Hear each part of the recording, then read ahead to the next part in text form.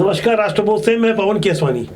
हमारे देश में होली से पहले पारंपरिक गीतों के माध्यम से सामाजिक और राजनीतिक संदेश देने की एक पुरानी परंपरा रही है। उसी परंपरा का अनुपालन करते हुए छत्तीसगढ़ के पुराने मुख्यमंत्री भूपेश बघेल नजर आए। अपने गीतों में वो कह रहे थे, विष्णु देसाई चूहों को बुलवा यानी बुलावा दे दे, चूहों के बिना घोटाला नहीं होगा। जिस वक्त ये गीत भूपेश बघेल गा रहे थे तो पीछे बड़ी हैरानी से उन्हें कवासी लखमा देख रहे थे। जिस अंदाज में देख रहे थे, मंद मंद मुस्कुराते हुए वो भी सोच रहे होंगे कि दाऊ जी आप क्या गा रहे हैं। विष्णु दे दे बुलवा मुसवा को, मुसवा बिना घोटाला न होए, मुसवा बिना घोटाला न होए। अब जब भूपेश बघेल जो खुद घपले घोटाले में फंसे रहे, वो जब घोटाले वाले गीत गा रहे हो तो भला भाजपा कहाँ चुप रहने वाली थी। भाजपा के प्रवक्ता अमित चिमनानी ने फौरन एक नया गीत प्रस्तुत करते हुए बताया, पकड़ा गए धरा गए मुसवा। पकड़ा गए मुसवा माने रे, शराब घोटाला करिया, कोयला घोटाला करैया, कोनो जेल में है भैया, कोनो बेल में है भैया। होली से पहले होली की ऐसी खुमारी अच्छी बात है, लेकिन ऐसी खुमारी में भूपेश जी जिस तरह से लोगों को हंसाने का काम कर रहे हैं, उसकी भी राजनीतिक गलियारों में अच्छी खासी चर्चा हो रही है।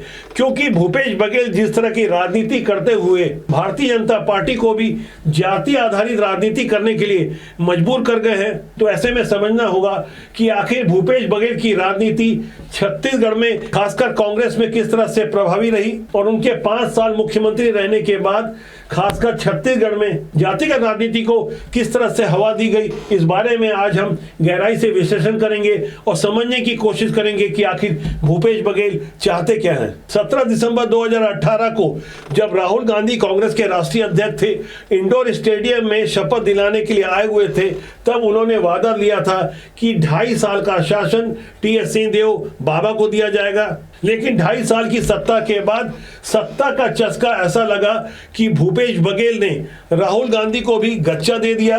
दरअसल बदले हुए हालात में राहुल गांधी राष्ट्रीय अध्यक्ष नहीं थे, कमान सोनिया गांधी के हाथ में थी और प्रियंका गांधी की उस वक्त एंट्री हो चुकी थी। अब इन 2.5 सालों के लेखा जोखा के साथ भूपेश बघेल जैसे ही गांधी दरबार पहुंचे तो उन्होंने समझाने की कोशिश की कि छत्तीसगढ़ में किस तरह से आरक्षण के अलावा दूसरी वजहों से जाति आधारित पॉलिटिक्स को हवा दी गई है। कांग्रेस की स्थायी सत्ता बनाने के लिए एक मजबूत इंतजाम किया गया है। जैसा कि आजादी के बाद कांग्रेस की ट्रेडिशनल राजनीति रही, अलग अलग जातियों की ऐसी पॉलिटिक्स को बदले हुए हालात में जनता अच्छी तरह से समझ चुकी है।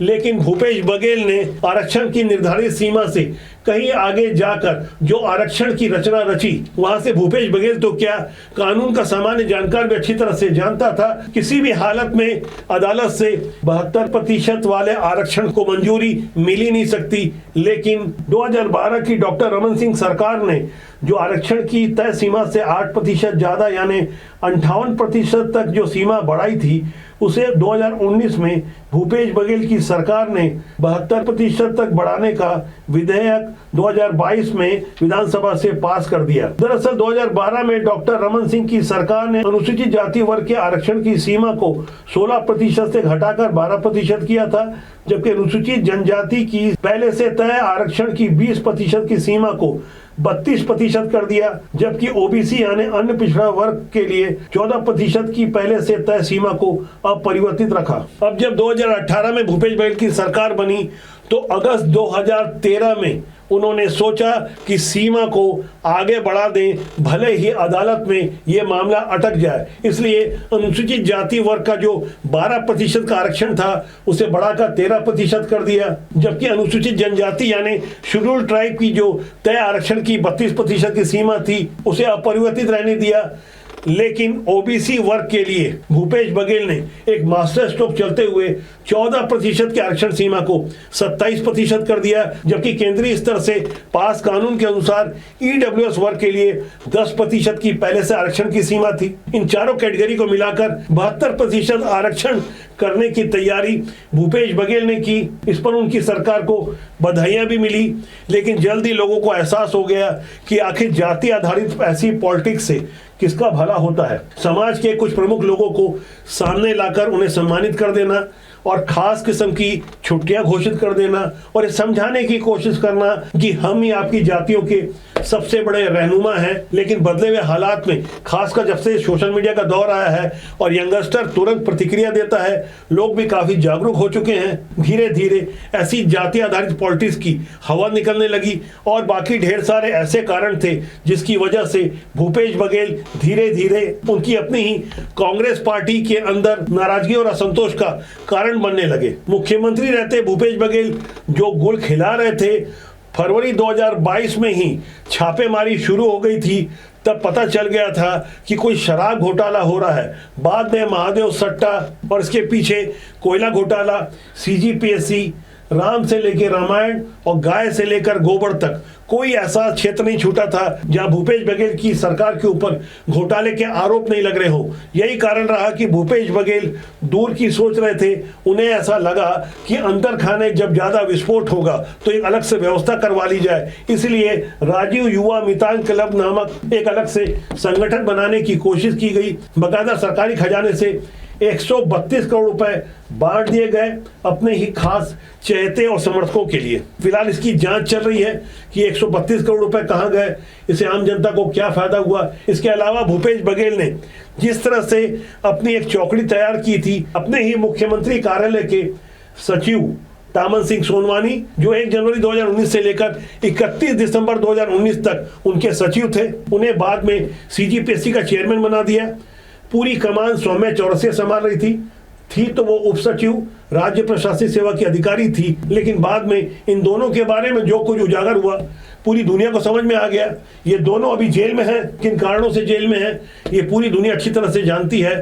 सीधे तौर पे एक बात समझ में आती है कि भूपेश बघेल के सचिव उप सचिव भूपेश बघेल की इशारे पर उनकी मर्जी से ये सब गुल खिला रहे थे, जिन्हें साफ तौर पर आज की तारीख में यदि सिर्फ घोटाला कहा जाए तो ये काफी नहीं होगा। दरअसल घोटालों की एक पूरी श्रृंखला भूपेश बघेल ने तैयार करवाई, जिसकी वजह से कांग्रेस की इतनी बुरी गत हो गई जो 71 से सीधे 35 सीट पे आ गई, यानी आधे से भी कम। अब जब विधानसभा चुनाव हो गया तो लगातार समीक्षा हो रही थी कि इतने बड़े बड़े वादे किए गए थे, ढेर सारी तैयारियां की गई थी। देश भर की 10 बड़ी बड़ी नामचीन सर्वे एजेंसियां, न्यूज एजेंसियां ये दावा कर रही थी कि निश्चित रूप से 2023 में कांग्रेस की सरकार रिपीट होगी, लेकिन हुआ ठीक उल्टा।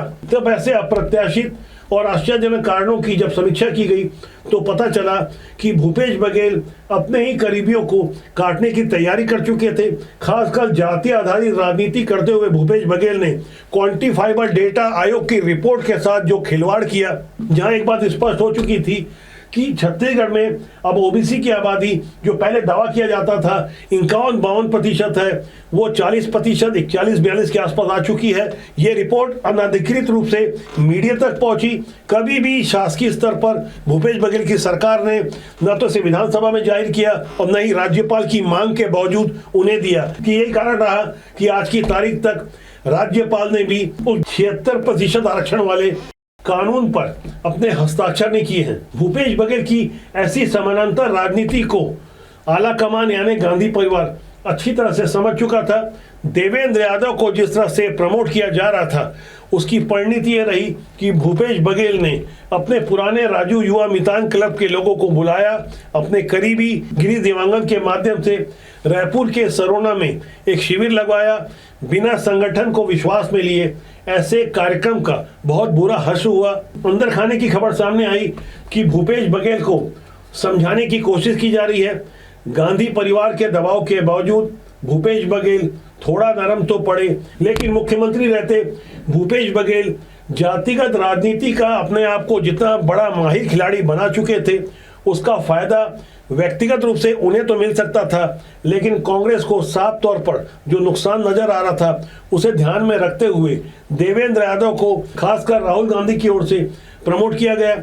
लोकसभा चुनाव में बिलासपुर से टिकट दी गई और ये समझाने की कोशिश की गई कि ओबीसी वर्ग में छत्तीसगढ़ में साहू समाज के बाद यादव समाज की आबादी सबसे ज्यादा है, इसलिए देवेंद्र यादव को बिलासपुर से कांग्रेस का लोकसभा का उम्मीदवार बनाया जाएगा तो एक अच्छा संदेश जाएगा। लेकिन भूपेश बघेल ने जो पहले तैयारी की थी उसका असर जमीन पर साफ तौर पर नजर आने लगा। देवेंद्र यादव के लिए मुसीबत खड़ी हो गई जब ये समझाया गया कि वो लोकल वाले यादव नहीं हैं, यहाँ वाले जो यादव हैं उन्हें पसंद नहीं करते। यही कारण रहा कि बिलासपुर की सीट से देवेंद्र यादव कुछ ढंग से निपट गए। लेकिन भूपेश बघेल ने जो बीज बोया था उसमें से फूल नहीं कांटे निकल रहे थे। उनके कांटे उन्हें राजनांदगांव के लोकसभा चुनाव में सहन करने पड़े। उस लोकसभा सीट में नवाज खान और मोहम्मद अकबर जैसों को तुष्टीकरण के लिए जैसे प्रमोट किया था उसका बुरा असर यह हुआ कि वोटों के ध्रुवीकरण का फायदा भारतीय जनता पार्टी के संतोष पांडे को मिला। खासकर राजनांदगांव विधानसभा में एक तरफा वोट जो मिले उससे भूपेश बघेल राजनांदगांव लोकसभा सीट हार गए। यानी कुल मिलाकर बुरे काम का बुरा नतीजा होता है। लोग पहले से कहीं ज्यादा जागरूक हो चुके हैं। मौजूदा समय में जो सत्ता है उनसे भी काफी उम्मीदें हैं। 2 साल से ज्यादा का समय हो गया है। लोग अब खुलकर कह रहे हैं कि खाली आश्वासन से काम नहीं चलेगा। मोदी गारंटी के नाम पर वोट दिया गया था। खासकर युवाओं को 1 लाख सरकारी पदों पर भर्ती का जो वादा किया गया था उसकी भी अब मांग उठ रही है। ऐसी मांग उठना स्वाभाविक भी है। हालांकि मोदी गारंटी के माध्यम से यह समझाया गया था ये 1 लाख भर्तियां चरणबद्ध तरीके से होगी, यानी 5 साल में धीरे धीरे होगी। फिलहाल 5000 शिक्षकों की जब एक मुश्त भर्ती होने को हरी झंडी मिल चुकी है तो मान के चलिए विधानसभा चुनाव की तैयारी शुरू हो चुकी है। जिस भी राज्य में चुनाव होता है उसके 3 साल पहले से बदली हुई भारतीय जनता पार्टी तैयारी शुरू कर देती है और छत्तीसगढ़ में तो आंतरिक सर्वे भी शुरू हो गया है। बहुत जल्दी इसकी हलचल भी तेज हो जाएगी। जिम्मेदारों को यह एहसास हो चुका है कि उनकी भी कुंडली लिखी जा रही है। हमारे पास भी अच्छे की कुंडली है, बहुत जल्दी हम उसे उजागर करेंगे। हमारा मानना है कि अच्छे लोग सिस्टम से जुड़े, राजनीति में आए, गंदगी साफ हो। राजनीति बुरी नहीं होती, उस पर काम करने लोग अच्छे या बुरे होते हैं। फिलहाल आज के लिए इतना ही। बहुत जल्दी मेरी आपसे फिर मुलाकात होगी। प्यार दीजिए, प्यार बांटिए। राष्ट्रबोध को सब्सक्राइब नहीं किया तो सब्सक्राइब कर लीजिए। नमस्कार।